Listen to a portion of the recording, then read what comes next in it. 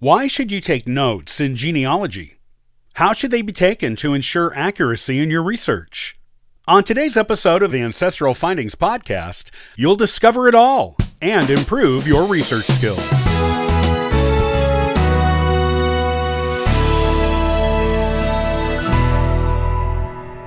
It won't do you any good to research your family history if you can't remember what you found. Taking notes in genealogy is a must, not only for recording important information, but also for transcribing it onto a more permanent record repository, such as a genealogy software. However, you can't just copy down any information you find in any old way. No matter how good you are at interpreting your own handwriting, shorthand, and scribblings in the margins, you need to take a more measured approach to notes in genealogy. You don't want to get home with those notes and find you don't understand what you wrote, or can't figure out what piece of information goes with other tidbits you wrote down on the page. Here is why you need to take careful notes in genealogy research and how to take them.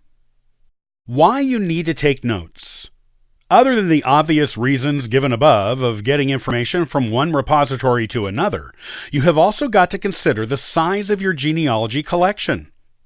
While it may start out small, the longer you do it, the more information you will bring in to add to it. You may have an excellent memory, but there will come a time when all the names, dates, places, and stories you've come across in your research will become too much for your mind to hold. Some important pieces will fall through the cracks, being lost once again to the shadows of time. Until, and unless, a big if, some other future researcher from your family rediscovers them. This means you have to write down everything you find, be it by hand or by typing into a phone, laptop, or tablet. You should always have something with you that you can use to record information on when you're in the field doing genealogy research. You won't always be doing research on the computer, where documents and stories are easily saved. When you're in the trenches of genealogy, where no one has gone before or in centuries, you need to take notes. You'll regret it later if you don't. This is a mistake too many other beginning genealogists have made. Don't you make it too. Start out your research with better habits, and your family history work will shine. How to take genealogy notes the right way. Do not use your own unique shorthand. No matter how well you think you know it, it can't be relied on when you get home to transcribe it. If you never get a chance to transcribe it, other researchers who come across it may not be able to interpret what you were writing. Make it easy on yourself and researchers who may use your notes later, and only use common, standard abbreviations for things in your notes. Include your sources. This is a hugely important thing and one many beginning genealogists neglect. Then, when they are more experienced, they have to go back and redo a lot of their early work to get the sources. Save yourself time and hassle later by recording all of your sources now as you find them. You'll need to record the name and location of each source, as well as the date you checked it.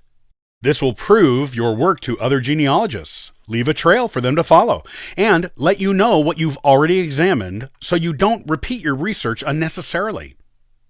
Don't just limit your sources to your notes either. Be sure to transcribe them into the sources field on any genealogy software you use, and also use them in blogs and books that you publish. Whenever you record any information in genealogy, the source should always accompany it. Use your best, clearest writing. Whether you are writing in cursive or print, use your best writing. This won't be so much of a problem if you are typing into an electronic format, but if you are handwriting something, write it clearly. You want to be able to read your own writing later, as well as make it easy for future researchers to interpret and read what you wrote. Be clear with dates. Even though there are common abbreviations for the months, it's still best to write the whole name of the month in question. And pay extra special attention to years. If you record 91 as a year, you may not remember later if it was 1791, 1891, 1991, or a 91 in some other century. And those reading your notes won't know it either. As far as the format for recording a date, genealogists who have been doing it for a long time, or who do it professionally, usually use the day, month, year format. However, you can use month, day, year if you prefer it, and it is still perfectly acceptable in your notes. As long as you record the month and year in a way that they are absolutely clear to you and anyone else reading your notes, your preferred format is fine. Record everything exactly as it's written in the original source.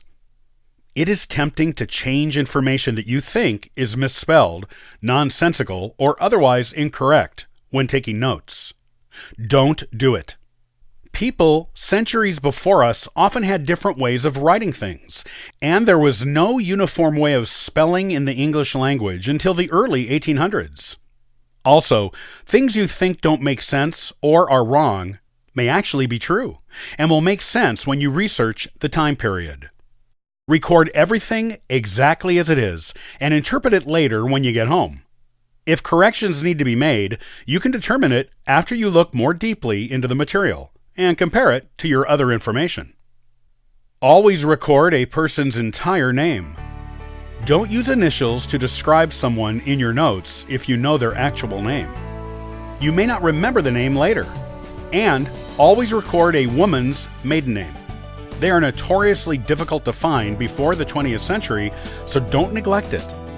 Those maiden names are important for tracing new branches of your family.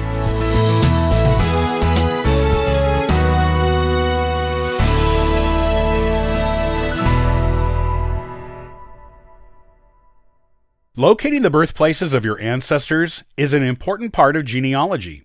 It can open up whole new lines of research to you. Join me on the next episode to find them. Thanks for joining me today. I'll see you next time on the Ancestral Findings Podcast. And for further info, you can visit us at ancestralfindings.com. Copyright by Ancestral Findings, all rights reserved.